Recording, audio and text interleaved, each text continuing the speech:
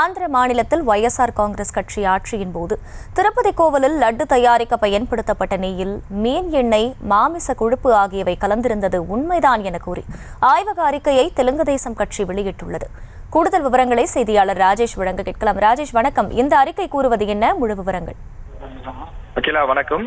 YSR Congress கட்சி ஆட்சியில் இருந்தபோது திருப்பதியில் தயாரிக்கப்பட்ட லட்டுக்கள் அதிலே அந்த சுத்தமான நெய்க்கு பதிலாக மீன் எண்ணெய், மாமிச கொழுப்பு போன்றவை கலந்திருந்ததாக தற்போது அந்த குற்றச்சாட்டுகள் முன்வைக்கப்பட்ட நிலையில் அதற்கான லேப் ரிப்போர்ட்டுகளையும் தெலுங்கு தேசம் கட்சி வெளியிட்டிருக்கின்றது. இது ஆந்திராவில் மட்டுமில்லாமல் நாடு முழுவதும் பெரும் பரபரப்பை ஏற்படுத்தியிருக்கிறது.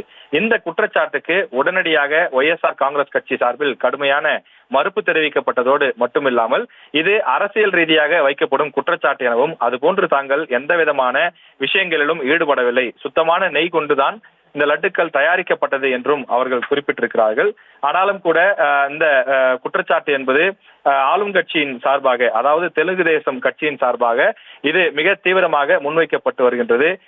லட்சக்கணக்கான மக்கள் பயன்படுத்தக்கூடிய அந்த சாமியின் பிரசாதம் லட்டு, இதில் தயாரிக்கக்கூடிய இந்த விஷயத்தில் கூட இப்படி ஒரு விஷயத்தை YSR காங்கிரஸ் கட்சி செய்திருக்கிறார்கள் என்று தற்போது அதனை பெரிதாக்கி வருகிறார்கள். எனவே இந்த விவகாரம் பொறுத்தவரையில் லேப் ரிப்போர்ட் ஒன்றும் வெளியிடப்பட்டிருக்கின்றது.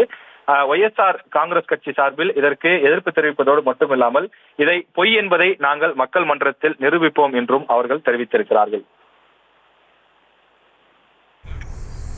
முழு விவரங்களுக்கு நன்றி ராஜேஷ்.